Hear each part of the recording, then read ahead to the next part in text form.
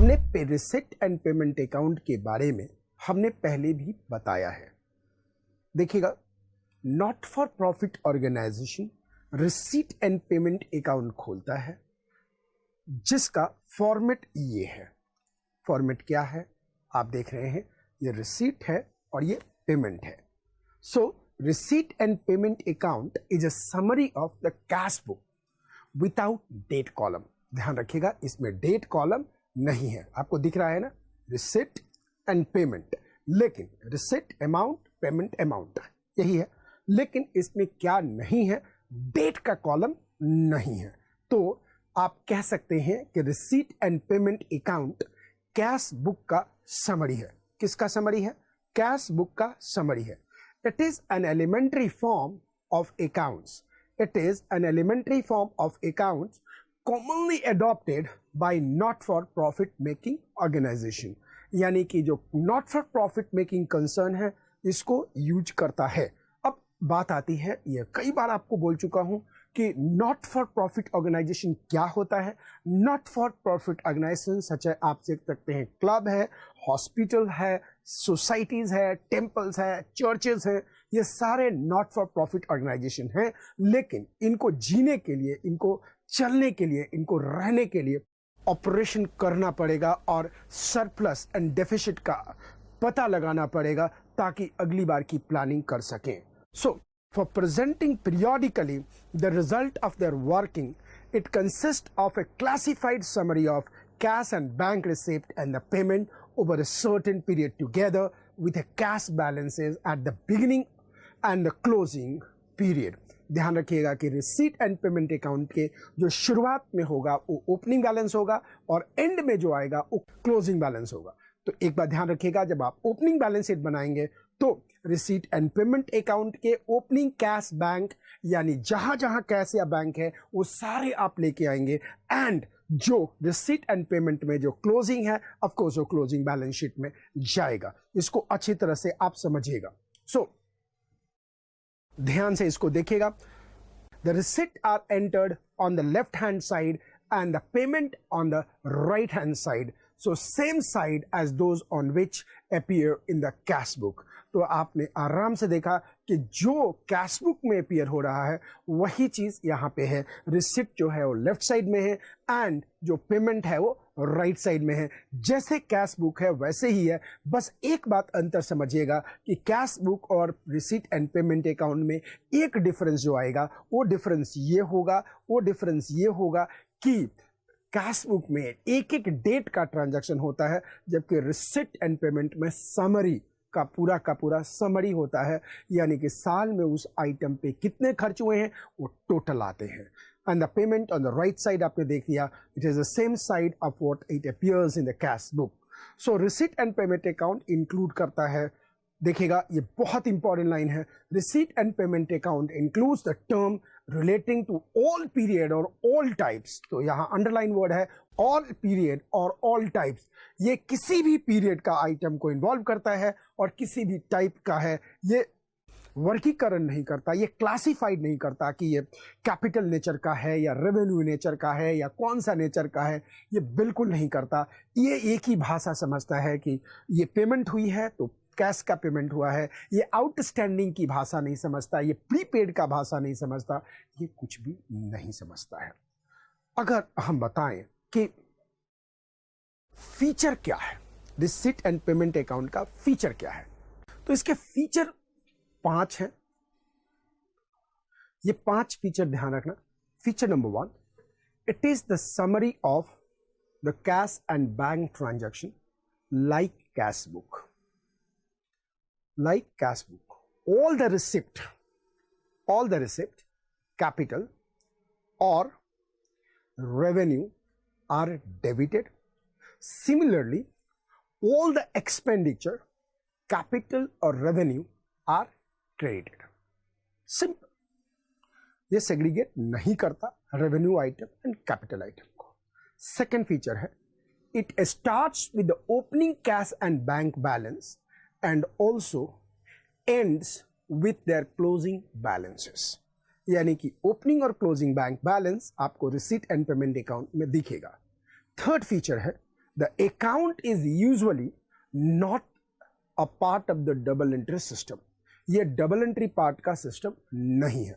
इस लाइन को 3 बार मैं बोल रहा हूं, दिमाग से रखना कि receipt and payment account double account part का सिस्टम नहीं है, डबल अकाउंट पार्ट का सिस्टम नहीं है usually. So the account is usually not a part of double entry system. Next देखिएगा, it includes all cash and bank receipt, it includes all cash and bank receipt and payment whether they are related to the current past or future period। यानी कि it includes all cash and bank receipt, ये जितने भी cash and bank चाहे current का हो, चाहे past का हो या फ्यूचर का हो, सभी को इंक्लूड करता है। नेक्स्ट और लास्ट है सरप्लस और deficit for an accounting period can not be ascertain from this account. यानी एक अकाउंटिंग पीरियड का सरप्लस एंड डेफिसिट नहीं बोल सकता, नहीं बन सकता। It shows only the cash and bank position and excluded all non cash item. यानी डेप्रिसिएशन, अमोर्टाइजेशन, कोई भी आइटम इसमें नहीं आता। ये सिर्फ कैश को पहचानता है। रास्ते में आउटस्टैंडिंग आया तो ये पूछता है बोलो भाई तुम कौन हो। अगर प्रीपेड आता है तो बोलता है बोलो भाई तुम कौन हो। और बोलता हूं मैं प्रीपेड हूं, मैं पिछले साल का कैश हूं, मैं प्रीपेड हूं, यानी कि मैं पिछली बार पे हुआ था इस बार के लिए। तो वो कहते हैं मैं नहीं जानता आप कौन हो, मैं कौन हूं, वो नहीं जानता। यानी कि receipt and payment account outstanding expense या इनकम को नहीं जानता, प्रीपेड एक्सपेंसेस को नहीं जानता, रिसीव्ड इन एडवांस को नहीं जानता।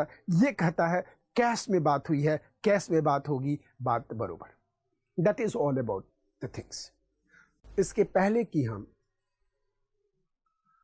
रिसीट एंड पेमेंट अकाउंट का प्रैक्टिकल करें, रिसीट एंड पेमेंट अकाउंट का प्रैक्टिकल करें, हम लोगों को एक बार रिसीट एंड पेमेंट अकाउंट का परफॉर्मा देखना चाहिए सो दैट हम रिलेट कर पाएंगे। यह है proforma, simple. Name of entity ऊपर आएगा, then receipt and payment account for the year ended 31 March या for year ended this one, कुछ भी हो सकता है। अब ध्यान से देखिएगा, लेफ्ट साइड में रिसीट होगा एंड राइट साइड में पेमेंट होगा। क्लियर? इसके पहले कि हम आगे बढ़े प्रोफॉर्मा का, एक बात समझ लीजिए, receipt and payment account, receipt and payment account cash basis पे मेंटेन होता है।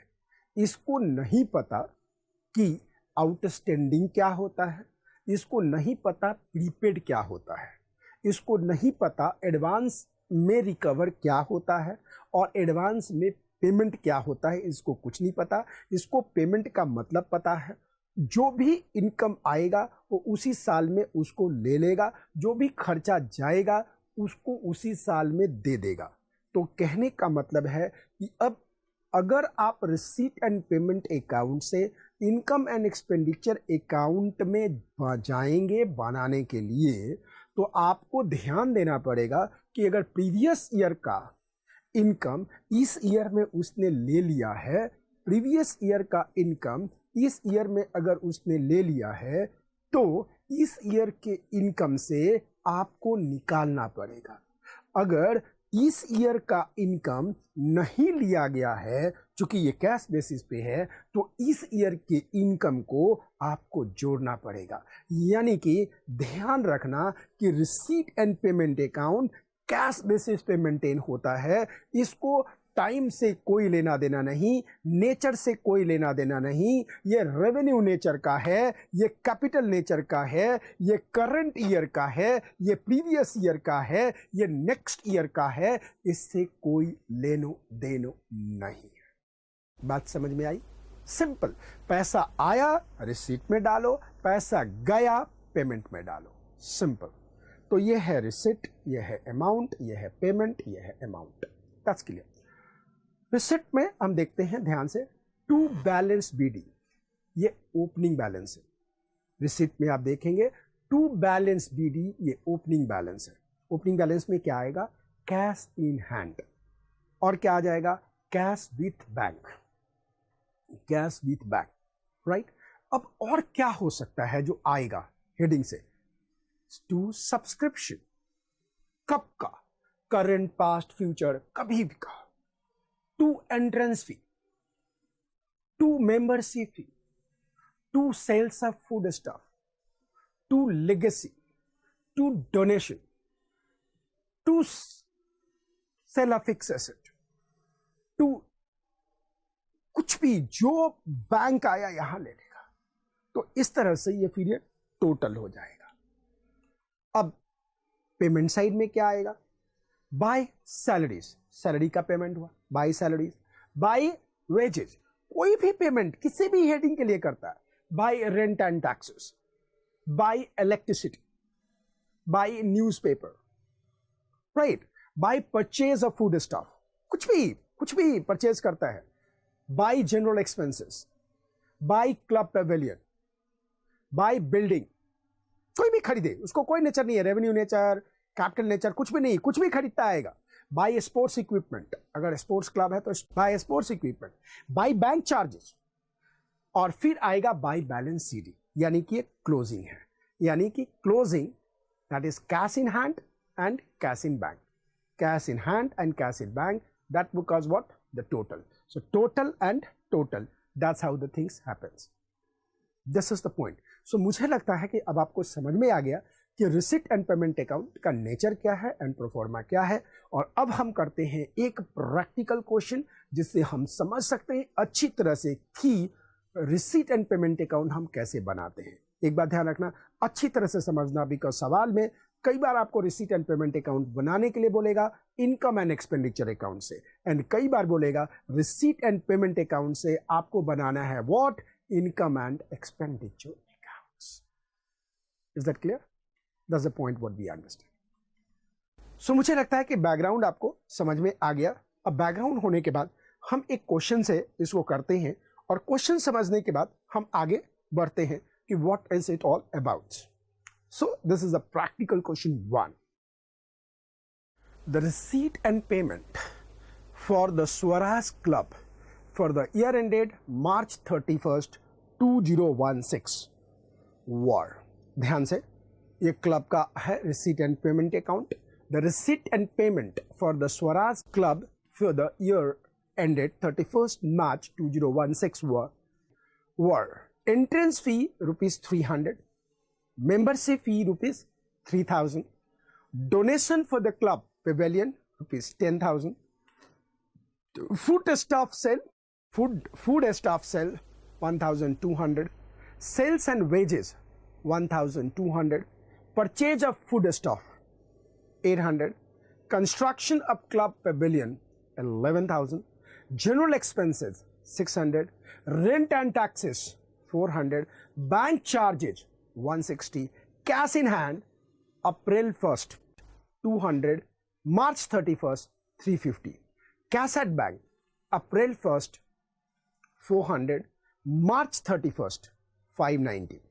You are required to prepare the receipt and payment account. क्या बोलने के लिए बोला है? Receipt and payment account. आपको अच्छी तरह से पता है इसमें कोई डबल एंट्री सिस्टम नहीं है। आप जो भी कैश रिसीव्ड हुआ है आप उसको लेफ्ट हैंड साइड में लिखेंगे, और जो भी पेमेंट हुआ है वो राइट साइड में लिखेंगे। आपको पता लगाने की कोई ज़रूरत नहीं है कि कितना आया कितना गया।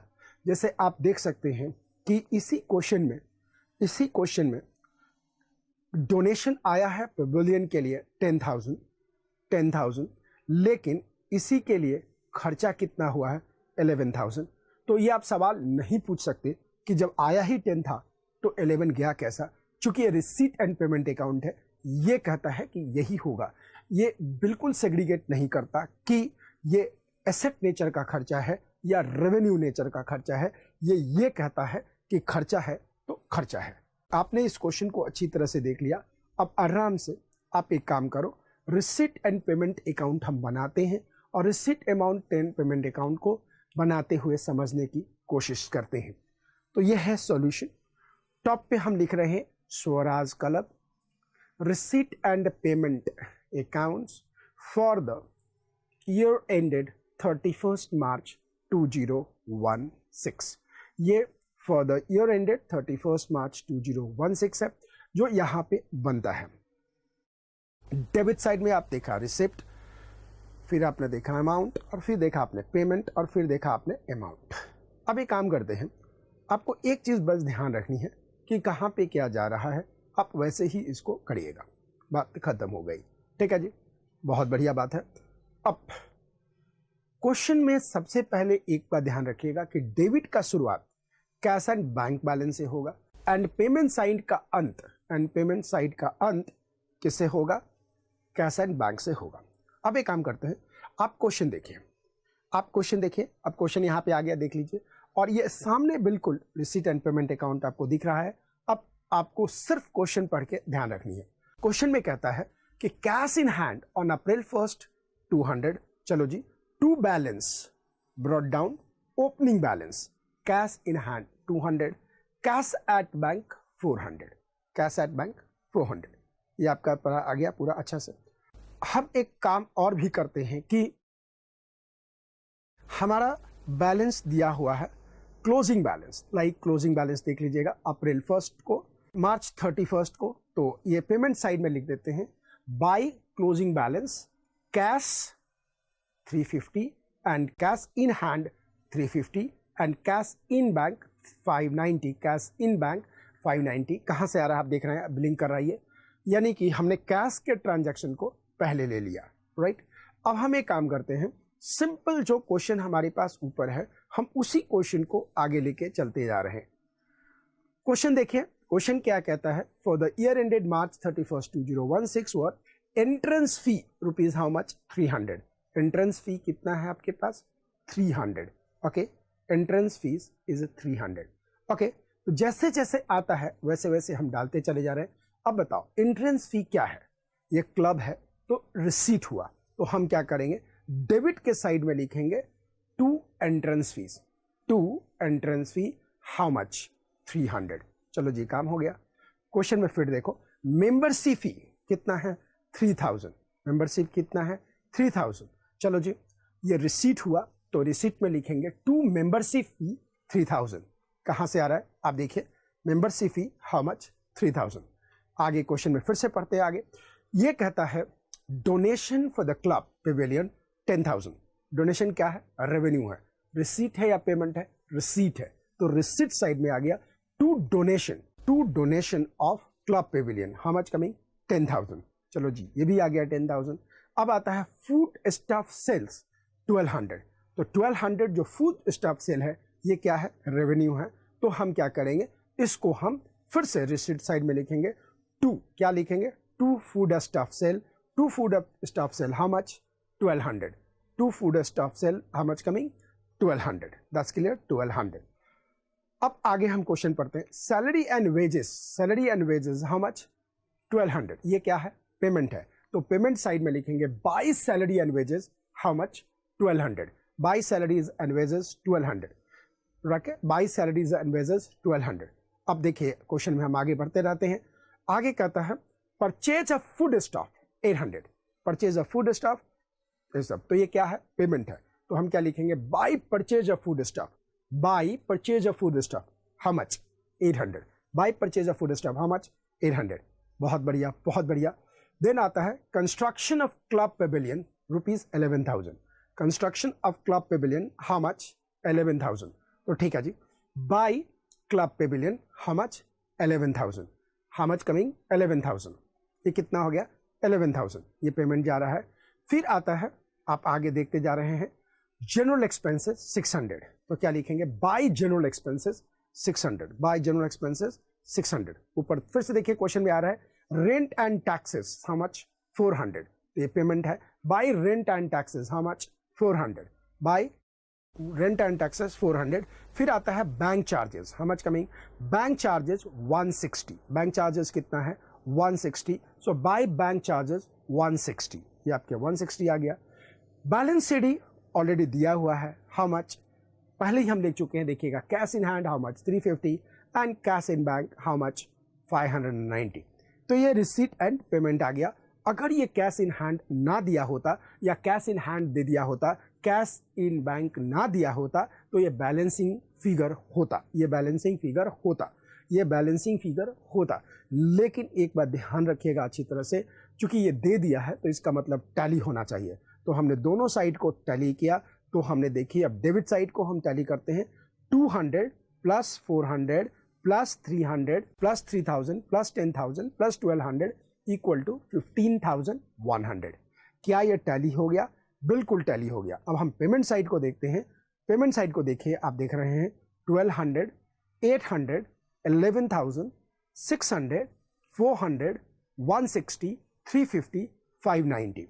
टोटल कितना आ रहा है? 15,100। ये दोनों साइड टैली हो गया।